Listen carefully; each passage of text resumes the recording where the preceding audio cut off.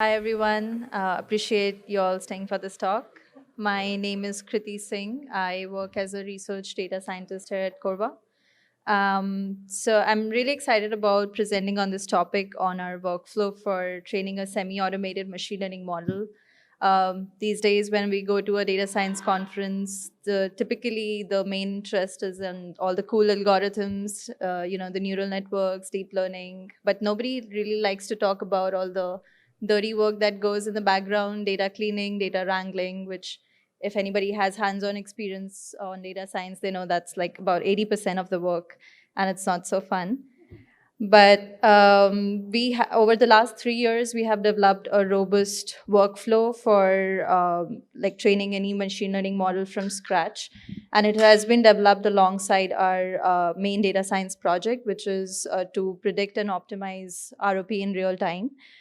We have published a couple of papers in that, so if anyone's interested, they can definitely check it out on SPE. So, just to give you guys a background, when I started working on this project as an intern back in 2018, I looked at the literature and I checked that most of the machine learning models, they only use the data that's readily available. For example, the drilling data that comes in through EDR, which is the diff pressure, weight on bed, RPM, etc. But we wanted a very comprehensive, intelligent model which takes into account other critical parameters as well, such as the bit information, mud data, and so on. So we realized that to get all those features together in a clean format that we can directly use for machine learning training, we needed to get it from different collection sources, process it, and store it in a format that can be readily used in the future for any other machine learning model training. So luckily in Korva, we have our great operations team that does all the data quality check already, and then all this data is stored in Mongo collection, so we wrote a code to use our data API to get data from different collections, and then we flatten it out, the JSON, and store it in a pandas data frame on the cloud. So whenever we want to train like a model for on a particular asset, we spin up a Docker. We give a command that get me data for this particular asset, and it fetches all the data, and we have a pandas data frame ready for model training. But we realized that even with this process, we had a lot of manual process that need to happen. So when we train a machine learning model for ROP prediction, we trained it in the Permian Basin. And when we were like trying to test it in different basin, for example, Montney or like any other basin, we would have to do a lot of manual process of finding the assets, going into Korva, filtering out those asset lists. Then we'd spin up a Docker and then watch what is happening. So it was a long process that was taking a lot of time. So this summer 2021, we decided to make a really robust workflow, which would do all this work in a automated way. And we can now we have come to a point where we can deploy a new machine learning model in literally less than a day. So it's pretty cool, and I wanted to like change the flow of this presentation a little bit and actually show you guys the code.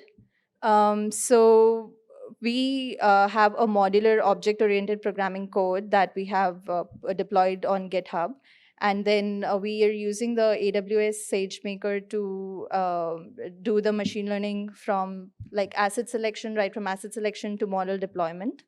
And these are the different modules that are present in the workflow.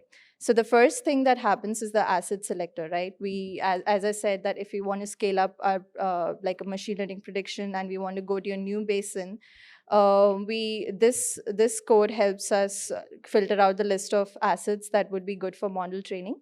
So all we need to do is just provide the company that's interested in a new model, and we provide the target basin, target formation, and it gives us the list of assets, which we can use for downloading. So we have the asset downloader script that spins up multiple instances of EC2 on, say, on AWS, and it downloads all the data in parallel processing. Sometime, like even for 50 assets, it would take only about a couple of hours to download all the data. And then once we have all the data downloaded on S3, we use a preprocessor code to do all the data cleaning that goes on in machine learning, like such as removing the outliers and if you have to apply any kind of log transformations and so on. And then we have model trainer, which is the main cool fun part, where we already have a pre-processed data, and we take that and just like we can use a scikit-learn library to train any kind of machine learning model. It can be a linear regression, random forest. It's just a one-line code.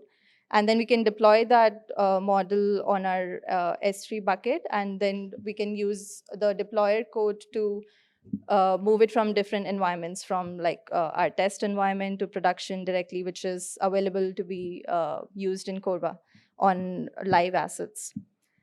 So I'm going to go through the code a little bit. These are the Jupyter Notebook code that we use for easy user interface. So nobody needs to like understand the code in detail. They can just use this Jupyter Notebook. It's very user friendly. So I would like to highlight that we are very careful about the data permissions for different customers. This piece of code takes care of all that. We only do analysis for the companies that either give us permissions beforehand or we don't. And then so what this is doing is it's getting all the assets that are currently present on S3 for Corva, and then based on our requirements, it will filter it out and give us the list of required assets. So for example, this is a drop-down list of all the companies. So for any customer, we can select that we want to train a new model for this company, for example. So right now I'm using the demo company. And then, so for the demo company, whatever assets exist, it would also show the formations, show the different basins that are available. So for example, we have Anadarko, Deepwater, Delaware, and Midland. And then I can select anything. So for here, I'm selecting Delaware, and this shows that that basin has been selected. And in that, there are different target formations as well, which we can select. So I've selected Wolfcamp A, Wolfcamp A2, which shows here. And then finally, we have a list of all the assets that qualify for that. We can even filter it down further by rigs. So if we are like interested in a particular rig, then we can do that. I have selected all the rigs here. And so this gives a list of, finally, it gives a list of assets that we can use for downloading the data for our model training. So the next script is for downloading the data, and this is really cool because this is where we were spending a lot of time when we were using our Docker. For example, if we have a list of 100 assets, it would take about a week for us to download all the assets in linear way. But now what we do is we pass in the list of assets that we got from the earlier script here. Right now, I just have one asset selected.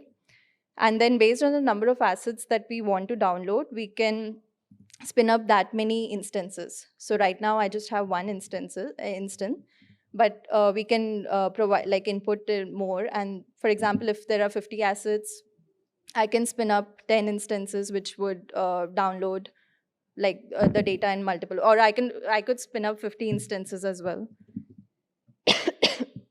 Excuse me. And then we can also change the type of the instance based on the data that we want. So right now we're using T3 2x large, and we have a EC2 handler that takes care of all of this. So basically, so we instantiate these instances, and then this shows that this instance has been created. For example, I can run it again, and then it gets the instance, sorry. And then we do submit jobs.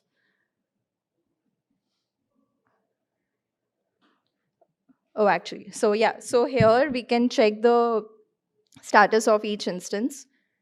So the one that we just started, it shows that it's running here, and then it takes some time to like instead to be ready. And then once it's ready, we can just like submit jobs, and that would start downloading the data, and we can see that it's for example, here it shows some logs as well, that it's running an event, that it's downloading data for these assets for all these groups, the widths data configurations, all our internal collections as well. And then it stores all this data on our S3 bucket. So we store it by different like under different categories. So we have the widths data, predictions, hydraulics, configurations. And in the next step, we are gonna like get all this data, and then pre-process it for our, like merge it together on a timestamp or drill string configuration, whatever is required, and so that we have all the data ready. So this is the pre-processing step where excuse me. So yeah, so this is a pre-processing step where we also do some additional feature engineering. For example, we want to add HSI as input feature, MSE, bit run distance, and then do some apply some log transformation, etc. So all these functions are mentioned here. And then one really cool thing is that we also have metadata. So whenever we pre-process a data set and store it on the cloud, we are also providing the metadata file, which shows exactly what function has been used to create the lagged feature, so that any new person who's not aware and they are just like doing the model training, they can actually get the metadata and see how that has been added. So that's very interesting. So what's happening here is, like, we have done all the pre-processing, we have removed outliers, added new features, and we have a final data frame that has all these features. You can see it has Corva predictions, it has additional features, all the widths data together in one single data frame that we store it. We can provide a file path on S3 and store it so that it can be readily consumed for model training. So in the next step, we provide the same file paths that we use for storing. And then, so we can fetch that data frame, and this shows the whole list of columns that are available for training or features. So now all we need to do is like do some exploratory data analysis, right? So we can do some kind of correlation to see how the data behaves. Like, so if ROP is the predictor, then what is the correlation between weight on weight, differential pressure, so that we can shortlist the most important features. And we can also look at the data distribution. So for this pre-processed data, we can see that the average ROP is at about 400. So this gives us an insight into the data. And so finally, we have a list of features that we can just pass in here. And so this is the once we have everything ready, this is the main part, right, where we are setting up the model for machine learning. So the actual machine learning part is only this much, where we are just providing what model we want to use. So here we have linear regression. We can also have like random forest here, neural network. All that is done by scikit-learn. So like these 4 lines are the only thing that you need to do for machine learning. Rest everything has been automated and it's done. So that's pretty cool. And then we also have like some plots for feature importance. So for example, for this linear regression model, we can see that this is a pie chart distribution, which shows the most important feature is the differential pressure. So this gives us some insight into the model itself. And then we store this additional metadata where we add the input features as well. And we store it on S3. So finally, we have a trained model data, which here it says linear regression, old, updated metadata. So once we have this model, we can use this for evaluating on any new asset. For example, if you have trained on an asset in the Permian and we want to test it on some asset in Montney, we can just enter the Montney asset here and test the model on that. So it gives us some evaluation that the MAPE, which is the mean absolute percentage error, is between 15%. So for these assets, all this passes. So that's pretty cool. Like we are able to evaluate any model on any asset and just by a single click. And it also generates some plots, which would take some time to get into the details. And this is the final deployer code where as I mentioned, that we can deploy from different environments. So from QA, I can deploy to production, and that directly can be used in Corva for making predictions for machine learning. So basically, we have developed our own workflow from end to end, from downloading the data to deployment. Everything is on SageMaker. And this is really exciting because now we have this framework, and we have a lot of machine learning projects in the roadmap that we want to work on. And with this, we are confident that at least the data wrangling part would be done in minimal time, and we can just focus on the logic and developing new models for so it's really exciting being a data scientist. Like all this, I actually just get to do the fun part. So yeah, that's the presentation. If you guys have any questions, be happy to.